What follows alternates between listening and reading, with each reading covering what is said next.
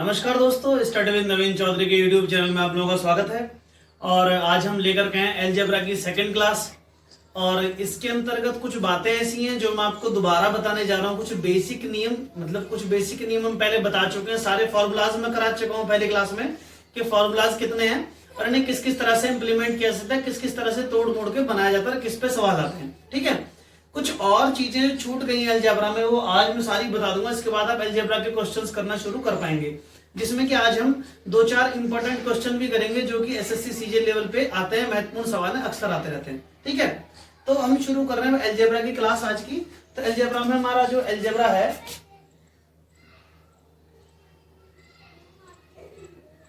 Algebra अब ये होता क्या है? अलजेब्रा बराबर वेरिएबल प्लस कांस्टेंट।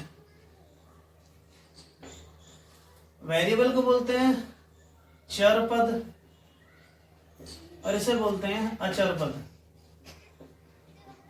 ठीक है, चर पद कौन से हैं? चर पद x, y, z, a, b, c। ये चर पद इसलिए कहलाते हैं कि हम इनकी कोई भी वैल्यू रख सकते हैं। ठीक है ना, इनकी कोई भी वैल्यू 1, 2, 3, 4, 5, 10 ये डिफाइन नहीं है इनकी क्या वैल्यू रखी जा सकती है। कोई भी वैल्यू रखी जा सकती है। मैं आपको एक बात समझाता हूं कि हम पूछने लगे कि x बराबर क्या होता है। x को आप क्या कहेंगे? अगर आपसे पूछा जाए कि व्हाट इज x, तो x के बारे में आप क्या बता सकते हैं?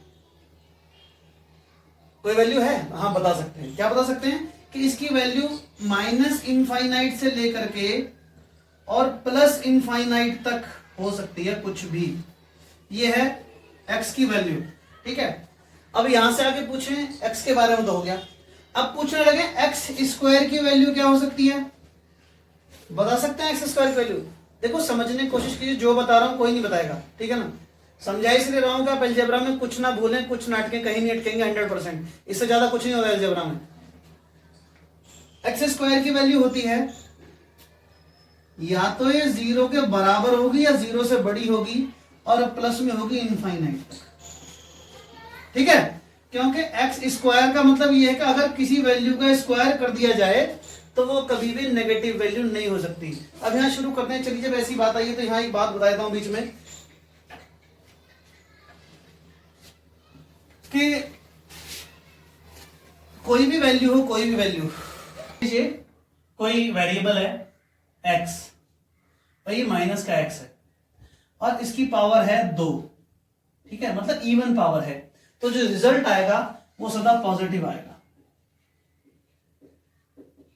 ठीक है, और अगर कोई वेरिएबल है माइनस एक्स और इसकी पावर ओड है, यानी 3 है, तो रिजल्ट जो आएगा नेगेटिव आएगा सदा। ये इंपॉर्टेंट बात है जो यहां बतानी जरूरी थी। इसका कारण मैं बता देता हूं इधर, ऐसे ही जबरदस्त, जो बहुत जबरदस्त लॉजिक है। क्या है? वैसे आप लोगों को सबको पता है, पर मैं बताता हूं क्या, कि अगर प्लस की मल्टीप्लाई प्लस में की जाए तो सदा प्लस आता है, माइनस की मल्टीप्लाई प्लस में की जाए तो सदा माइनस आता है, प्लस की मल्टीप्लाई माइनस में की जाए तो माइनस आता है, और माइनस की मल्टीप्लाई माइनस में की जाए तो प्लस आता है। ठीक है, ये नियम जो आप सभी को पता है वैसे तो, पर मुझे बताना जरूरी था इसलिए मैंने आपको यहाँ पे बता दिया है। ठीक है, कि अगर किसी भी डिजिट की पावर इवन है और वो डिजिट चाहे नेगेटिव हो चाहे पॉजिटिव हो, उस समय कोई फर्क नहीं पड़ता, रिजल्ट सदा पॉजिटिव ही आएगा।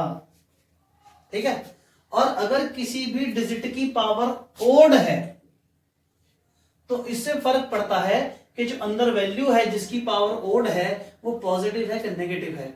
अगर वो पॉजिटिव वैल्यू होगी तो रिजल्ट पॉजिटिव आएगा, और वो नेगेटिव वैल्यू होगी तो रिजल्ट नेगेटिव आएगा। एक एग्जांपल वैसे बता देता हूं आपको कि अगर 5 की पावर 2 है, माइनस 5 की पावर, तो 25 आएगा, लेकिन प्लस का, क्योंकि -5 into -5 is equal two plus का 25, क्योंकि माइनस माइनस प्लस हो जाएगा और 5 5 हो जाएगा, 25 5 5। ठीक है, अब यहीं पे बात करूं -3 की पावर 3 की, तो -3 इंटू -3 इंटू -3। ठीक है, अब 3 3 जा 9, यानी कि माइनस का 9, अब सॉरी प्लस का 9, क्योंकि माइनस माइनस प्लस हो गया, 3 3 जा 9 तो प्लस का 9।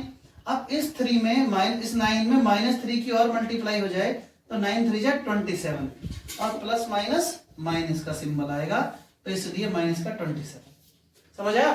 अगर किसी भी इंटीजर या किसी डिजिट की पावर पॉजिटिव है, सॉरी किसी डिजिट की पावर अगर इवन है तो जो रिजल्ट आएगा वो सदा पॉजिटिव आएगा।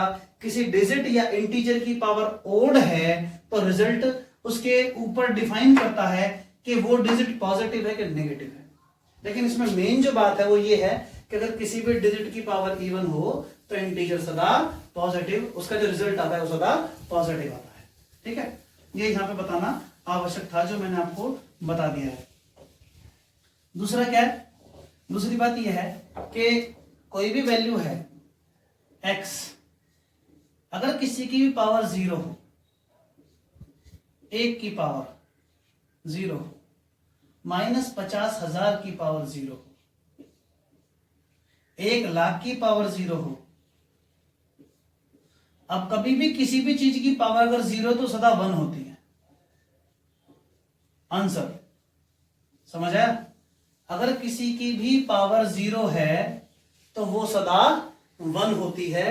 ये यहां पे बताना आवश्यक था। मतलब ये कुछ चीजें थी जो बेसिक थी, ये छूट गई थी या किसी कारण से जो मुझे यहां पे आपको बतानी थी, अरे मैंने आपको बता दी है। अब इससे आगे शुरू करते हैं कि ये चर पद मैंने आपको बता दिया, अचर पद क्या होते हैं। सही है, अचर पद के बारे में बताता हूं, दोनों चीजें बताता हूं, अचर पद और चर पद। तो ये हो गए चर पद। चर पद मतलब वो x, y, z या सो है ना।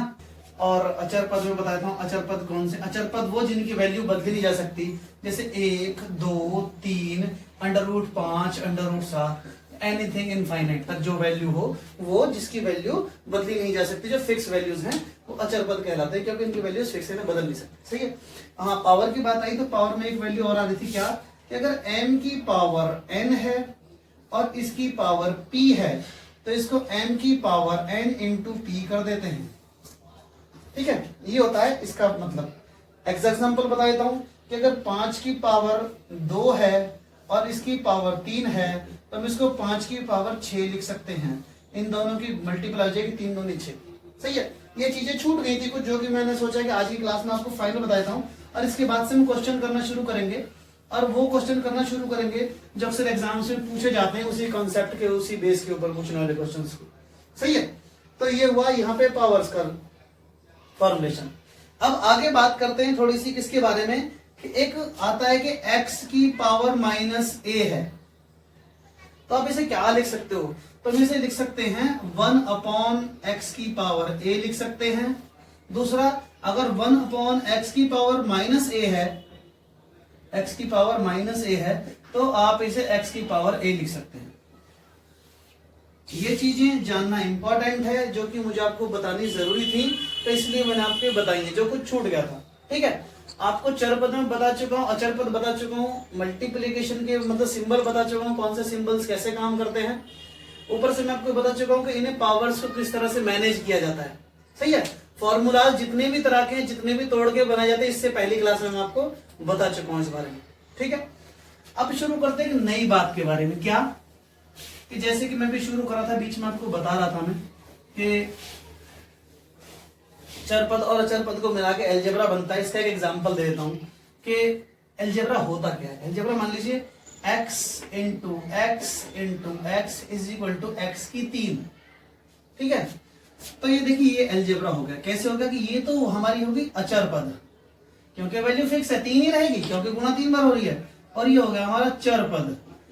इसकी जो वैल्यू होगी, इसकी वैल्यू के ऊपर निर्भर करेगा कि इसकी 3 की बार जो गुणा होगी वो किसके साथ होगी, है ना। तो ये एक फिक्स्ड वैल्यू नहीं है, ये एक वेरिएबल है और इसकी कोई भी वैल्यू हो सकती है। तो जब इस तरह से हो सकती है तो मैं शुरू करता हूं वहीं से जहां से मैं आपको सिखाना चाह रहा था कि मान लीजिए मैंने आपको बताया कि मान लीजिए कोई वैल्यू है कि x प्लस वाई बराबर 0। अब मैं यहां से पूछने लगूं x की और y की वैल्यू बता दीजिए, तो इसके करीब बहुत सारे लाखों ऑप्शन निकल आएंगे कि मान लीजिए x बराबर -y हो जाएगा, या बाद में इसके वैल्यू रख दे तो ये प्लस में आ जाएगा। मतलब लाखों इसके वेरिएबल्स निकल आएंगे, लाखों इसकी पोजीशंस निकल आएंगे जिसमें ये हो सकता है, जिसमें ये आपको बताया जा सकता है कि x की और y की वैल्यूज क्या है। लेकिन कभी भी वैल्यू जीरो नहीं आएगी, जबकि x प्लस वाई बराबर जीरो कह रहे हैं। तो x प्लस वाई बराबर जीरो सेटिस्फाइड किस लेवल पे होगा, पूछना ये है। तो जैसे कि मैं भी आपसे पूछ रहा था कि मान लीजिए x है, तो x की वैल्यू क्या हो सकती है, जैसे भी पूछा था मैंने नोट पहले कि x को क्या लिख सकते हैं, तो x इनफाइनाइट से लेकर के और प्लस में इनफाइनाइट तक कोई भी वैल्यू हो सकती है x की, बिल्कुल सही है। एक्स स्क्वायर की क्या वैल्यू हो सकती है, एक्स स्क्वायर की वैल्यू हो सकती है कि जीरो से या तो बराबर हो सकता है, जीरो से बड़ा हो सकता है एक्स, और प्लस में इनफाइनाइट तक इसकी वैल्यू रखी जा सकती है, ये इसकी स्थिति है, सही है। अब पूछने लगे एक्स प्लस वाई बराबर जीरो, तो किस स्थिति में ऐसा होगा जो सेटिस्फाइड करेगा एक्स प्लस वाई बराबर जीरो, तो ये तो सेटिस्फाइड करेगा नहीं, क्योंकि x की वैल्यू कुछ भी रख लो वो आपको जीरो दे जाएगा, माइनस में दे जाएगा, प्लस में दे जाएगा, कोई भी इंटीजर देगा, जीरो नहीं देगा। तब क्या करते हैं हम, अगर हम x का स्क्वायर कर दें प्लस y का स्क्वायर कर दें और ये बराबर हमें जीरो दिया हो, तो अब ये किस कंडीशन में जीरो हो सकता है, ये सेटिस्फाइड वैल्यू है कि x square plus y square बराबर जीरो है, तब मुझे बताइए किस कंडीशन में जीरो होगा। कोई भी वैल्यू रख के देख लीजिए, पॉजिटिव देगा सदा पॉजिटिव, और वो जीरो से ऊपर चली जाएगी। तो ऐसा केवल एक कंडीशन में क्वेश्चन आता दिया था एक्स स्क्वायर प्लस वाई बराबर जीरो, तो इसका मतलब क्या होगा, आगे क्वेश्चन दिया था। तो केवल एक ही कंडीशन में जीरो हो सकता है, जब ये भी जीरो हो और ये भी जीरो हो। अगर ये दोनों कंडीशंस में जीरो होंगे तभी ये जीरो हो सकता है, क्योंकि जीरो का स्क्वायर भी जीरो होता है, सही है। मैं आपको एग्जांपल देके बताता हूं, एग्जांपल से समझिए क्या है कि अगर x प्लस 2 का स्क्वायर प्लस y प्लस 2 का स्क्वायर बराबर जीरो है, तो x की और y की वैल्यूज बताइए, है ना। तो यहाँ पे एक बात सीधी सीधी समझ में आती है, ठीक है। चलिए इसे आप ये कहेंगे फिर गड़बड़ हो जाएगी, तो मैं इसको इसकी डिजिट चेंज करता हूं, इसे x माइनस 3 लिख लीजिए, ठीक है। ये इसलिए बता रहा हूं कि आपको थोड़ा सा दिक्कत नहीं होगी, आपको दोनों वैल्यू समझ में आएंगे लग रहा है। ये किस स्थिति में जीरो हो सकती है, ये तभी जीरो हो सकती है जब ये भी जीरो हो तो ये भी जीरो हो। तो अब ये पूछ रहा है x की वैल्यू बता दो और y की वैल्यू बता दो, बता दीजिए जल्दी से, निकाल दीजिए, 2 मिनट का सवाल है, ज्यादा का सवाल नहीं है, ठीक है। क्या करते हैं कि इसको जीरो रख लीजिए, केवल इस वैल्यू को, इस वैल्यू को जीरो रख लीजिए। x प्लस 2 बराबर जीरो, x बराबर माइनस 2 आ जाएगी यहाँ पे वैल्यू, और y माइनस 3 बराबर जीरो, तो y बराबर 3 आ जाएगी भाई, प्लस, ठीक है। यहाँ माइनस का 2 आ जाएगा, यहाँ प्लस का 3 आ जाएगा, क्योंकि इधर जाके वैल्यूज बदल जाएंगी। तो x बराबर माइनस 2 और y बराबर 3, ये वैल्यूज आ गई। ऐसा कब हो सकता है, ऐसा तभी हो सकता है जब x प्लस 2 की, मतलब जब इनको सेटिस्फाइड करके रखी है उन्होंने इक्वेशन कि x plus 2 plus y minus 3 बराबर जीरो। तो ऐसा जीरो कब आ सकती है, ये जीरो तभी आ सकती है जब इसका वैल्यू भी जीरो हो और इसका वैल्यू भी जीरो हो। इसलिए हमें बहुत देर नहीं लगी इसे निकालने में, x की वैल्यू और y की वैल्यू यहाँ पे निकल आए, ठीक है। तो अब हम आगे भी शुरू करेंगे कुछ क्वेश्चंस करने इसी के बेस पे, जो भी मैं आपको बताने जा रहा हूँ वो क्वेश्चंस बड़े इंपॉर्टेंट हैं और एसएससी में अक्सर पूछ जाते हैं उस पैटर्न पे, उस तरह के क्वेश्चंस, ठीक है। अब हम शुरू कर रहे हैं क्वेश्चन सॉल्व करना, और जो ये क्वेश्चन मैंने बोर्ड पे भी लिखा है ये बहुत इंपॉर्टेंट है। आपको इसे समझाने का उद्देश्य मेरा ये है कि आप फॉर्मुलेशन समझ सकें कि इसे किस तरह से रखा गया है। और एसएससी सीजीएल के अगर आप पिछले एग्जाम्स उठा करके देखेंगे तो उनमें इस टॉपिक, इस पैटर्न पे आपको क्वेश्चन मिलेंगे, और ये बहुत आसान है दिखने में, तो पता नहीं कैसा लग रहा होगा आप लोगों को, पर अगर मैं अभी आपको बताऊंगा तो आपको समझ में आ जाएगा हो क्या रहा है, ठीक है। तो चलिए शुरू करते हैं क्वेश्चन सॉल्व करना। तो क्वेश्चन क्या है, क्वेश्चन ये है कि 5√5x³ माइनस 81√3y³ को डिवाइड किया है इन्होंने √5x माइनस 3√3y से, और इसे कंपेयर किया है ax² plus by² plus cxy से, ये इसके बराबर है। तो इसमें उन्होंने क्या पूछा, पूछा ये है कि 6a plus b minus 15√15c बराबर क्या होगा, ठीक है। तब चलिए शुरू करते हैं, इसको एक बार से उसमें रख लेते हैं फॉर्मेट में। फॉर्मेट कहता है कि 5√5x³ माइनस 81 √3y³। तो अगर मैं इसके साथ इसे कंपेयर करूं, दोनों के साथ इसको, ठीक है, तो हम इसको, इस पोर्शन को लिख सकते हैं क्या, इसको लिख सकते हैं √5x का होल क्यूब। कैसे लिख सकते हैं, देखिए 5√5 का मतलब क्या होता है, 5√5 का मतलब होता है √5 इंटू एक्स क्यूब, हमें दिया हुआ ही है, तो ये एक्स क्यूब और ये √5 का क्यूब है ना, हो गया ना। तो इसलिए हमने इसको क्या लिख दिया, √5x का होल क्यूब। समझ आया, ठीक है। एक चीज तो ये हुआ कि √5x का होल क्यूब। दूसरी वैल्यू को अगर हम इसके साथ कंपेयर करें, इसके साथ, तो ये क्या है, ये है 3 इंटू 3 इंटू 3 इंटू 3 और y का क्यूब। इसे ऐसे समझिएगा, ठीक है। तब क्या कहूं, एक तो 3 का क्यूब है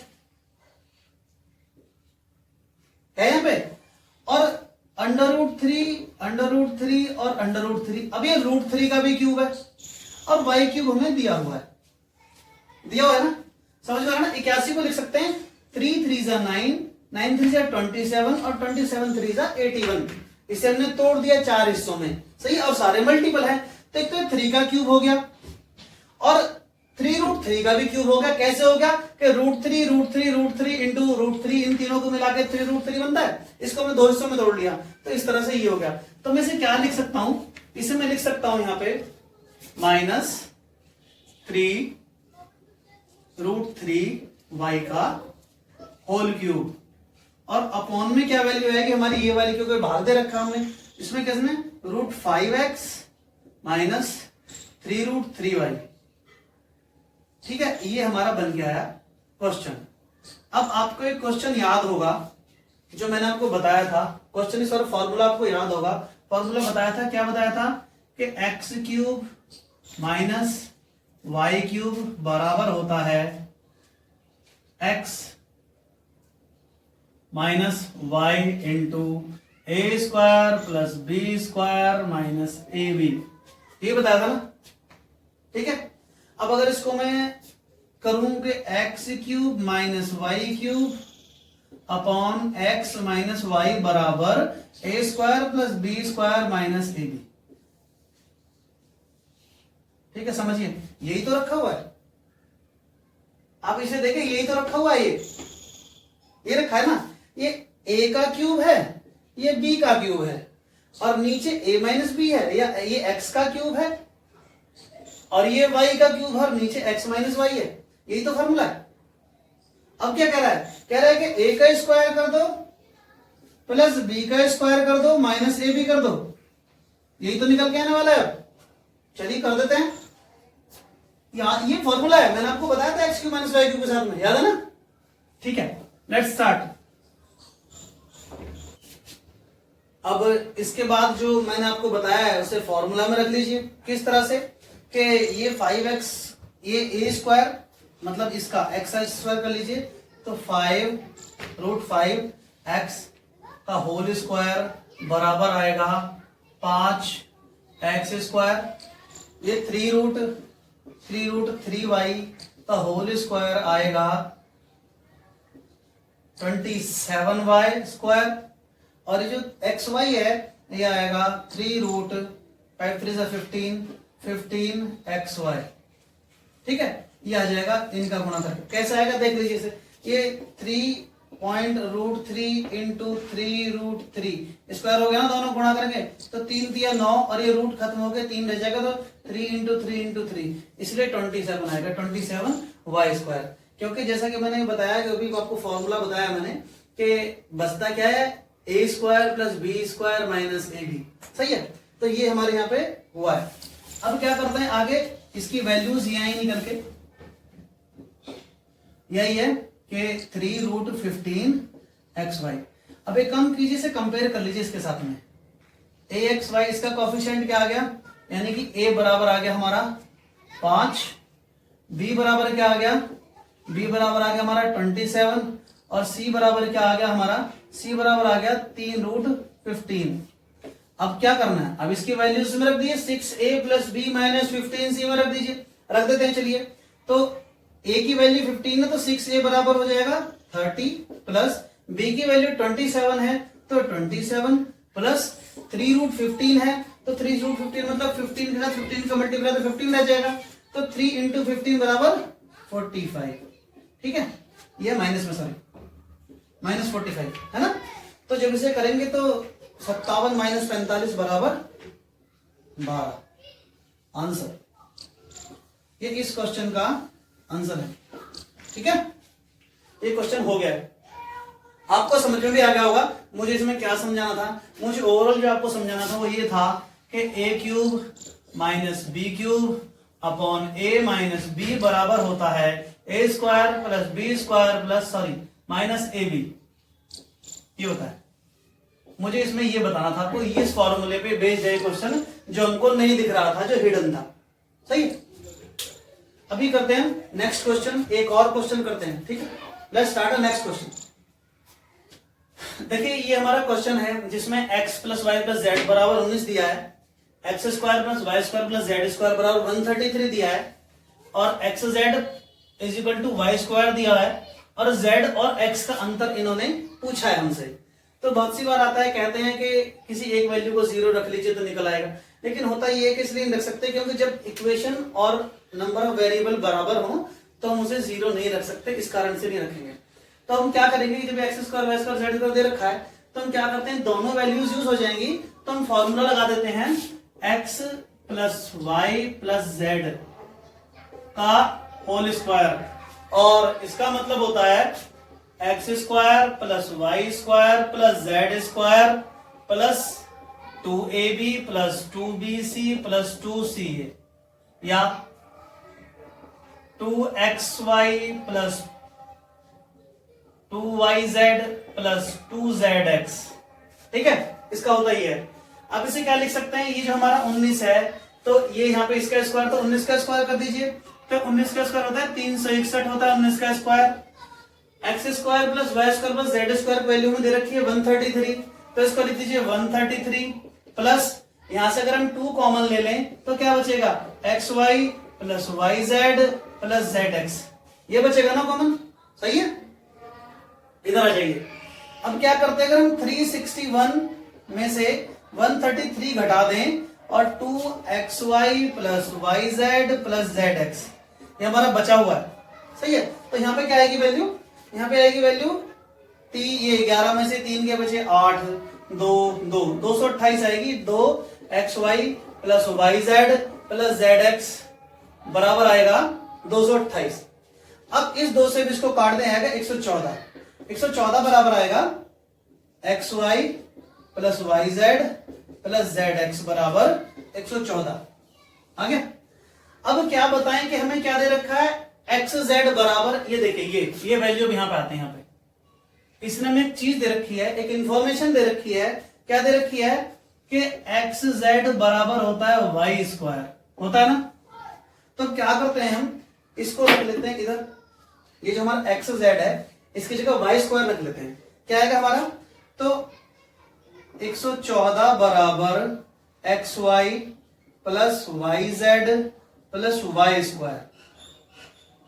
अगर हम इसमें से y कॉमन ले लें, तीनों y y तीन में y है ना, अगर y कॉमन ले लें तो क्या वैल्यू आती है, 114 बराबर y कॉमन ले लीजिए x plus y plus Z.